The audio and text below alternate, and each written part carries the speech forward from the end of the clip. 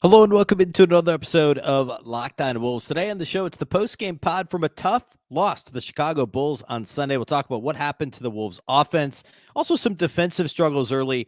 The bigger issue, though, just missing shots. We'll talk about exactly what happened in this one. It's all upcoming. Welcome in. You are Locked On Wolves. You are Locked On Timberwolves, your daily Minnesota Timberwolves podcast. Part of the Locked On Podcast Network. Your team every day.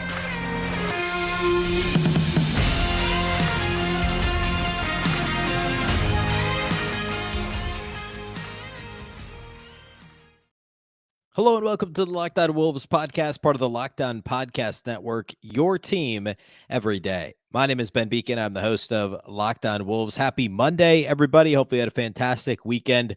Unfortunately, it is not a victory Monday after a tough loss to the Bulls on Sunday, coming back from 16 down, taking some late leads, but ultimately not being able to hold on against the Bulls. Actually, the Wolves are now 0-2 against the Bulls this year. We'll break the whole thing down here on the show. This is the post-game pod. A big thank you off the top here for making Locked On Wolves your first listen every day. Of course, this show is free and available everywhere. That includes YouTube as well as all of your favorite audio platforms. Wherever you like to listen to podcasts, you can find Locked On Wolves. You can also watch on the Locked On Sports Minnesota app on both Roku and Amazon Fire TV. And you can follow on X at Locked On T-Wolves and also at Beecken with two B's, two E's, C-K-E-N. All right, let's go ahead and get into this. Of course, we didn't have a show. I mean, there was a postcast after Wolves Nuggets on Friday. I haven't done a show since then. Of course, Friday was awesome, right? The Wolves defense was fantastic. Minnesota did enough offensively, and it was really, I don't want to say it was never in doubt, but it was a really impressive win for Minnesota Friday against Denver. This started out as the opposite. It was a pretty rough first quarter. The first half in general was disappointing, but this one, like, it really boiled down to, and there's obviously some minutia we'll get into here, but the headline here is the Wolves just missed a lot of shots. I mean, Chicago, and Jim Peterson said this a bunch on the Bally Sports North broadcast. Like, this is one of those where my son asked me, "Hey, are the Bulls good?" And I was like, "No, not really. They should be. Like, they should be better than they are, right?" There's obviously issues with their roster construction, and having Lonzo Ball out doesn't help at all. But like, this team should be better than they are. And Jim Peterson talked about quite a bit on the Valley Sports North broadcast about they just don't consistently play hard. Well, they did in this game. And it was a combination of them playing hard, the Wolves missing some open shots, and also some really good defenders checking Anthony Edwards in this game. And mostly Alex Caruso, who's an all defensive team defender, right? And obviously Chicago shot the lights out too, which is part of it. I actually don't think Minnesota was that terrible defensively in this game. And we'll get into all this, but the headline here is sometimes in the NBA, you just get outshot. And it sounds like a cop-out. Yeah, it's disappointing they didn't come out with more effort early. But like, the reality of it is the Bulls got hot. The Wolves missed some open shots that they normally make. I mean, Minnesota came in as, I think, the third best team in the league percentage-wise from outside the arc, if I'm not mistaken. Yeah, third in the league, just a shade under 39%. They had that performance just a couple of games ago. I think it was Golden State, where they shot over 50%, 52% from three. And in this game coming in, the Bulls were 36%, 20th in the league in three-point percentage. Three-point attempt rate, not very high. But then this game happens. And the Bulls shoot 29 threes, and they make 17 of them, just a shade under 59%. And sometimes that sort of thing just happens. Now, there was a bit more to it, and let's get into it a little bit. The Wolves came out flat. And it didn't feel like they weren't trying. Like, it wasn't like a complete lack of effort, but the Bulls were trying harder. And so it was more of a credit to Chicago than anything else. Although I thought Minnesota's point of attack defense was pretty bad in the first quarter. And there were moments recently, I felt that way early in the Golden State game. I mean, the Bulls should not score 33 points in a quarter against the best defense in the league, right? Chicago's essentially a bottom 10 offense. They're right around that, 20th best offense in the league mark. As I mentioned, they're not a great 3-point shooting team. I mean, like, they're obviously, missing some guy. I mean, like, they've had some guys in and out of the lineup. It's just not a team that the Wolves should be allowing 33 points in a quarter to. But it's what happened early. I thought the Wolves were a bit flat defensively. They weren't communicating. And then because they weren't getting out and contesting shots, the Bulls got really hot from three early, and especially Alex Caruso was really hot early in this game. All 8 of his shot attempts were threes, and he made 7 of them. By the way, 1 of them should have been a 2. This is beside the point. I think it was second quarter, deep left corner, and it was very clearly a 2, but nobody on the Wolves bench saw it because they were kind of screened out by his body, but it never got fixed. So one of his three-pointers made, and I had kind of made a note of it. I was watching the game behind, so putting it out on Twitter wasn't going to be helpful. I was a little behind on the recording. Yeah, it was pretty bad though. Like basically his heel was on the line. Like his whole foot was almost over the line. And of course they reviewed Ants later that was correctly ruled a 2 after reviewing it, but they never reviewed the Caruso one. So if this had been a 1-point game or had been a little bit closer at the end, I would have been a bit more up in arms about it. But all that to say, Caruso was awesome in this game on both ends of the floor, and the Wolves let him get going early. They let Kobe White get going a little bit, not exactly as hot as he was late in that game against the Wolves in Chicago a couple months ago, 6 weeks ago or so. But all that to say, the Wolves defense was not crisp early in this game. They allowed the Bulls to get some confidence. They allowed the Bulls to feel like they could not just hang around, but potentially win this game. Minnesota was down 11 at the end of the first quarter. Second quarter wasn't a whole lot better defensively. I felt like it was pretty similar. But the Wolves at least were able to score a little bit themselves. The ball movement was pretty good. Some of the role guys struggled to shoot in this game. Jaden McDaniels didn't have a great game. Conley didn't start out great. I think he missed his first 2 or 3 shots, but he was great after that. And Ant never really got going. We'll talk more about that too. But Minnesota, credit Chicago for playing hard. Like this is a bottom 10 defensive team as well. And they were able to kind of get in the jerseys of the Wolves and at least make them move the ball. And credit the Wolves offense in the sense that they did move the ball. The ball was snapping around the perimeter. I thought the Wolves did a good job at ball movement. There were some, sloppy moments, certainly too many turnovers, and we'll talk more about that later. And my key overall takeaways, takeaways for the game. The ball movement was okay, but there were a few too many turnovers and just a lot of missed open shots. And that was apparent early in the game and then again in the fourth quarter. So the Wolves were down 10 at halftime. They were down 5 going to the fourth quarter, and the defense improved mightily in the third quarter. I thought Minnesota was much more physical as the game wore on. They did a much better job of actually staying attached and talking defensively. They had some really amazing rotations in that third quarter where they were just trapping the ball in the middle of the floor and recovering to contest slot threes. It was just really impressive to see the Wolves. It was that defense on a string like we saw against Denver with frequency on Friday night. But then in the fourth, Minnesota actually took a couple of leads. They were up, I think, by as many as 3 at one point. Rudy was awesome late in this game. We'll talk more about Rudy in a little bit. But then it was just missed shots again. Minnesota, when they were up 3, and then again when they were up 1, and then when they were down 1, there were some possessions where they had multiple cracks at it, multiple bites at the apple. Jaden had one possession where he missed 2 threes, and in between there was a missed Ant 3. Just a lot of missed open jumpers. And remember when they shot over 50% a week ago against Golden State? They were 21 or 22 of 50? Not of 50, of 40. I think it was 21 of 40. Well, they were 11 of 37 in this game. Sometimes the shots fall, sometimes they don't. More often than not for Minnesota, when they generate the right shots, they do fall. Hence the 39% from 3 coming into the game as a team, the 3rd best mark in the league as a team percentage-wise from outside the arc. The Golden State game was obviously, above what's reasonable. Right? The Wolves aren't going to shoot 51, 52% from 3 every night. They're also not going to shoot 30% from 3 every night like they did in this game. Outside of Mike Conley, nobody had a 3-point stroke working in this game.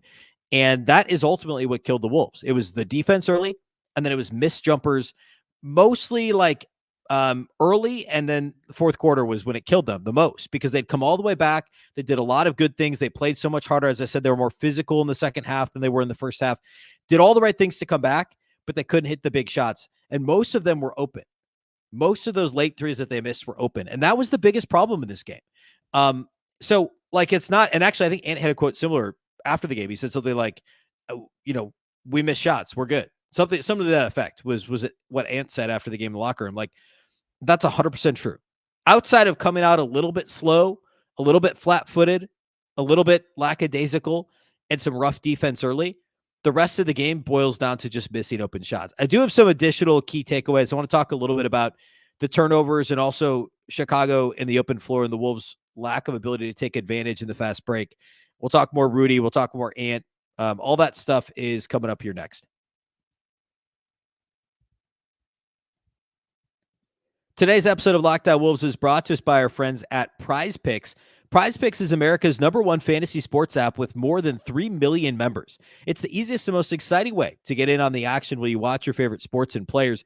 You just pick more or less on 2 or more key player stats and watch the winnings roll in. March might be over, first day of April, in fact, but the biggest moments in college basketball tip off the month of April. Be a part of the action on Prize Picks for both men's and women's college basketball. Of course, big games coming up this weekend. You can also get in on the NBA playoff action here in just a couple of weeks. You can win up to 100 times your money overall on Prize Picks with as little as 4 correct picks. You can turn $10 into $1,000 with basketball, hockey, and college basketball entries today on Prize Picks, America's #1 fantasy sports app. Quick withdrawals, easy gameplay, and an enormous selection of players and stat types are what makes Prize Picks the #1 fantasy sports app. Download the app today. Use the code LOCKEDONNBA for a first deposit match up to $100. Again, just download the app. Use the code LOCKEDONNBA. Your first deposit match will be up to $100. Prize Picks. Pick more, pick less. It's that easy.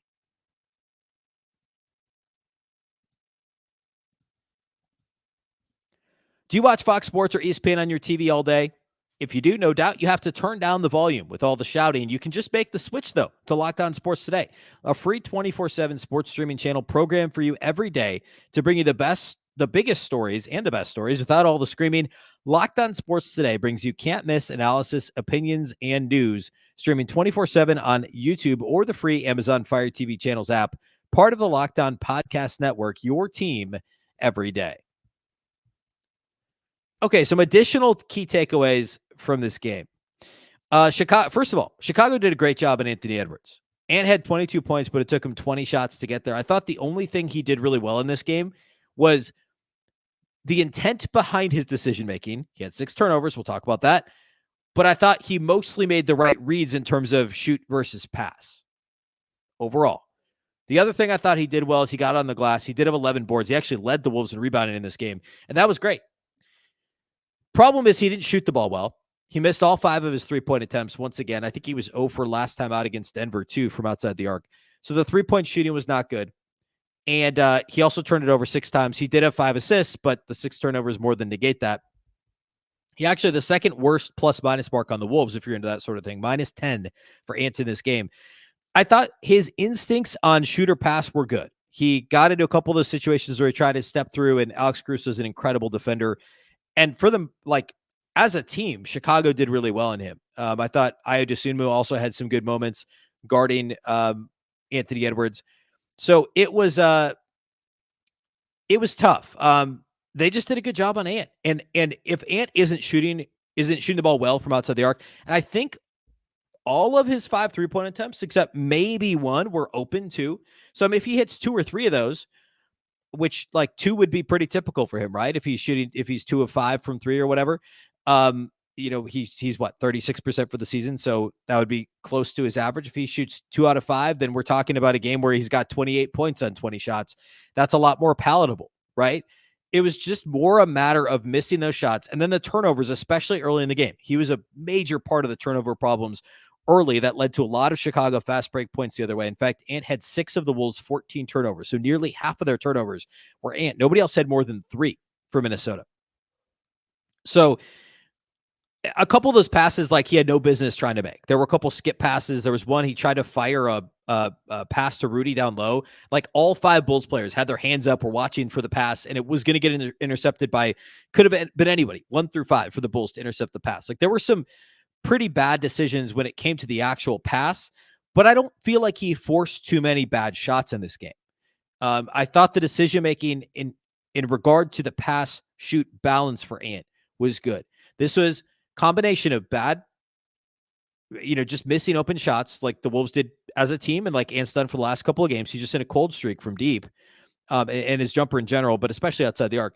And then some of those bad turnovers, and also Alex Caruso and Ayo Dosunmu just being really good defensively.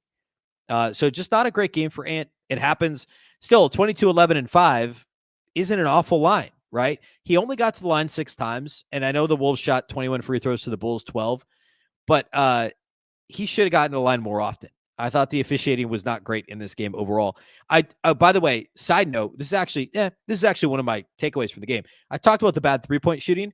Bad free throw shooting hurt Minnesota again as well. They were only 14 of 21 from the line. You hit a couple more of those along the way. Ant was 4 of 6. Rudy was just 3 of 7. Jaden was 1 of 2. You hit a couple more along the way, and you feel much better about when this game was close late. Now, of course, as a team, Rudy's such a high volume free throw shooter, and he really drags them down. They're pretty middle of the pack in terms of overall percentage as a team. It's really just those games. There's been a couple here and there where, like, Nas, who's north of 75% of the year, has missed some free throws. They've had Kyle Anderson, guys, Jaden McDaniels, guys who are north of 70%. When those guys all miss on the same night, there's been a couple of those. But other than that, like, shooting 67% as a team, if Rudy's going to shoot, Rudy had 7 free throw attempts. The Wolves had 21. So he had a third of the 3-point attempt, or free throw attempts, I should say, in this game. Not great, but it's going to happen if Rudy has such a big chunk of your free throw attempts as a team. All right. So great Chicago defense on Ant, missed free throws, missed 3-pointers, fast break issues. So I've been saying for the last 2+ weeks since the cat injury, the Wolves need to play faster. They need to play faster. They need to play faster. There's teams they can and should push the pace against, and they've done it to some extent.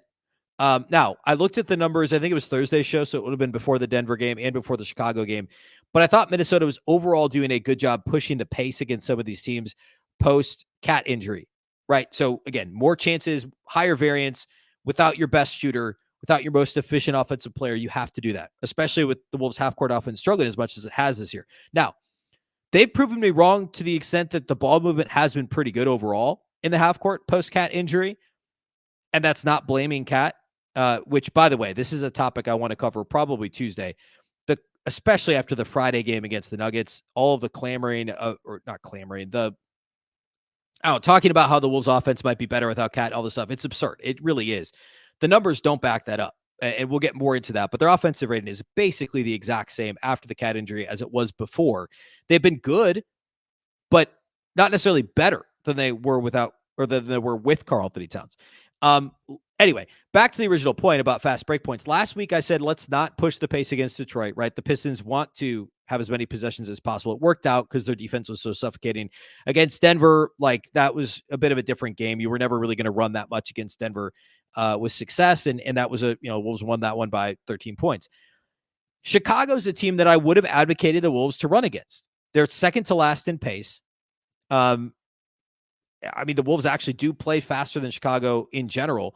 Chicago's not a great defensive team. You wouldn't expect them to necessarily turn you over that much, although they are actually top, even though they're not a good defensive team, they're top 10 in defensive turnover rate. It's a little bit like the Wolves defense from a couple of years ago, just forcing turnovers, trying to get out and run, and it's the only time the Bulls do run. Well, the Wolves got ran out of the gym in this game. Chicago had a crazy rate of scoring after Wolves turnovers early in the game, but when it was all said and done, Chicago had 19 fast break points in this game. Minnesota had only 7. They're a -12 in fast break points, and a ton of that was early in the game. Some of these live ball Ant turnovers where he just threw it away in the middle of the floor. It was far from the only type of turnover they had, but it helped fuel some of these easy points in the paint early. And Rudy dominated in the half court in the paint, right? Andre Drummond was great the first time around for the Bulls against Minnesota. He started in that game. He only played 17 minutes in this one. He did have 9 boards, but it wasn't Rudy dominated in the paint, especially in the second half. But the Wolves are only a +10 in points in the paint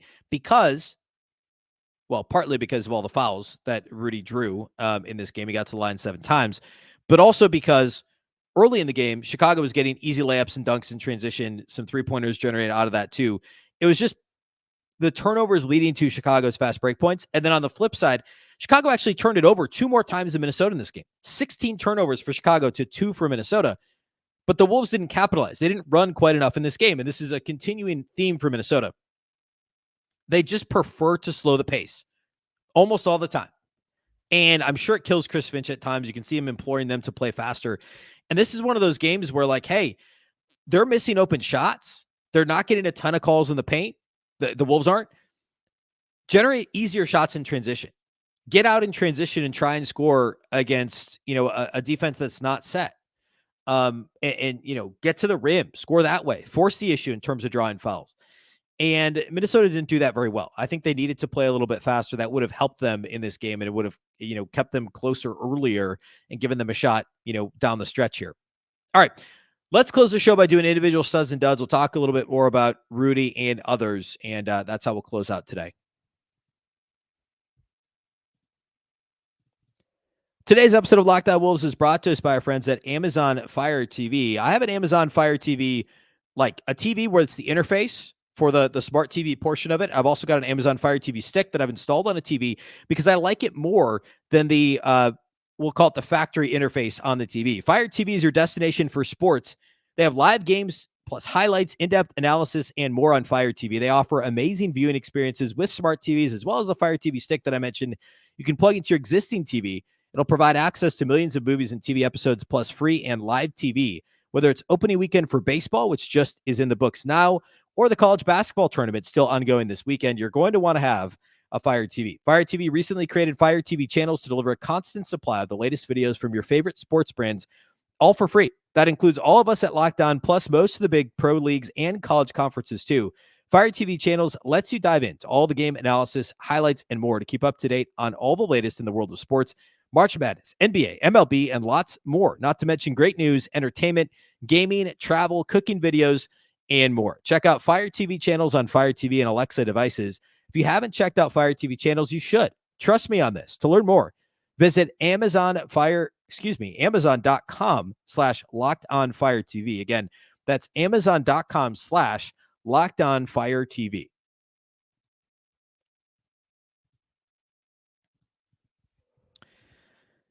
All right, let's close here by talking individual studs and duds. For the Wolves, Mike Conley was probably either Mike or Rudy was the best overall player on the floor for the game.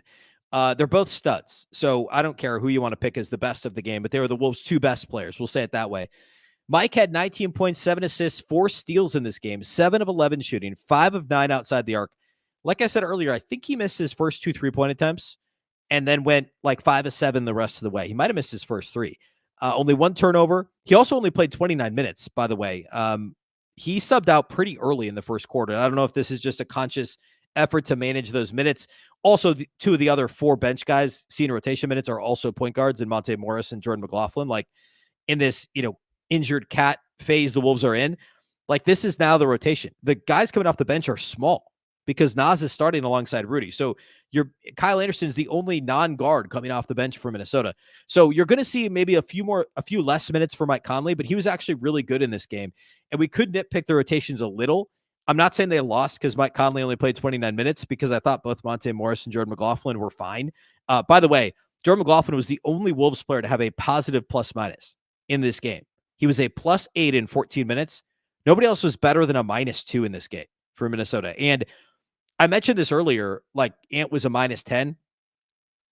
This is like, I occasionally in passing will say like, hey, don't put too much stock into individual players, single game, plus-minus for a single game, box score plus-minus, right? It's noisy. There's a lot of factors that play into it. It's not the same as on-off numbers for a season, right? Or over a longer period of time. I would not read too much into Ant's -10. However, when an entire team is negative except one player, that tells you those Jordan McLaughlin minutes were likely very good. If he was a +8 and nobody else was better than a -2, that's more enlightening to me than Ant being a -10 in a game that they lost by 8, right? Ant being a -10 doesn't mean they lost because of Ant. Kyle Anderson being a -12 in a game they lost by 8 doesn't mean they lost because of Kyle Anderson. But Jordan McLaughlin being a +8 and none of his teammates turning in a positive plus-minus is somewhat enlightening, right? It tells us that those Jordan McLaughlin minutes were positive, literally. Okay. So I thought he was good, but he's not necessarily a stud. He only played 14 minutes. He didn't score, whatever. Conley, the point here is Conley was 19, 7 and 4, 7 of 11 shooting, 5 of 9 outside the arc, was really good in this game. Rudy Gobert also really good. 19 and 10, a perfect 8 of 8 from the floor. He was only 3 of 7 at the line, which did hurt. He had that big 3-point play late. I think he had the bucket that put them up 1, and then he missed the and 1 free throw that would have put them up 2. They eventually led by 3, but that was a big missed free throw at that juncture in the game with 4 or 5 minutes left on the clock in the fourth quarter. So 19 and 10, 8 of 8 shooting, 3 of 7 at the line, 2 steals, 1 block, 1 assist, only 1 turnover for Rudy. He played a team high 38 minutes in this game. Again, no backup center because Nas is starting. So unless you're going to play Luka Garza, which you're not, and it wouldn't have made sense in this game against Chicago, with the Bulls personnel. But with no Cat, Rudy's going to play more, and he has been. And he still got the rib issue. Like, really good game from Rudy. I thought he was great. Did a really good job against overall. I mean, he got out and guarded Vucevic okay on the perimeter. I mean, Vucevic hit a couple of threes, but like, he's not been a world beater outside the arc this season. So I didn't really have a problem with how Rudy defended in this game either. I thought he was fairly mobile overall. I don't really have any other studs. Like, I talked about McLaughlin was fine. Like, Monte Morris was fine. Ant had moments. I don't know. That's kind of it for studs. It's really just Rudy and Mike. I mean, the offense was spotty. The defense was spotty. Like, that's kind of it. In terms of duds, this is also a tough one. And like, Jaden had not a great game. Nas was really inconsistent. I hate to give Nas a dud. He still turned in a 14, 4, and 3, but like, when the Wolves struggle to score and they're not making shots from the outside and they only score 101 for the game, Nas is one of those guys without Karl-Anthony Towns on the floor that needs to step up. So I guess I'd have to say Nas. I mean, 14 points, 4 assists, 3 turnovers also for Nas, 5 of 14 shooting. So barely over 30% from outside the, or overall for the game, 3 of 9 from outside the arc. He just didn't do enough other stuff, right? Like, Ant does some other stuff. He defended well. Jaden was fine defensively in this game, I thought, overall. You need a little bit more out of Nas if you're going to win without Karl-Anthony Towns in a game where overall as a team, you're just missing open jumpers. Other guys had some pretty, actually, I'll give Nickeil Alexander-Walker a dud too. He was 1 of 5 outside the arc, missed a couple of open threes down the stretch that would have been huge to make and would have kept the Wolves, or drawn the Wolves closer and extended their lead. He had one of those missed threes in that late, like, flurry of missed threes in the fourth quarter, and route to the Wolves shooting just 11 of 37, sub 30% on 3-pointers for the game as a team. So duds are Nas and Nickeil Alexander-Walker. Studs are Rudy Gobert and Mike Conley. All right. That's all on this game. Again, I'll go back to where I started.